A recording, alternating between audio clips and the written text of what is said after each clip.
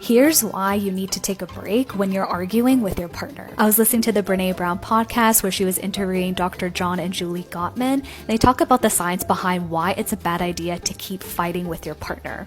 For those of you who don't know, Dr. John and Dr. Julie are clinical psychologists. They are the OG relationship experts. Basically, if they see a couple fighting, they can tell with 90% accuracy if that couple is gonna last or not.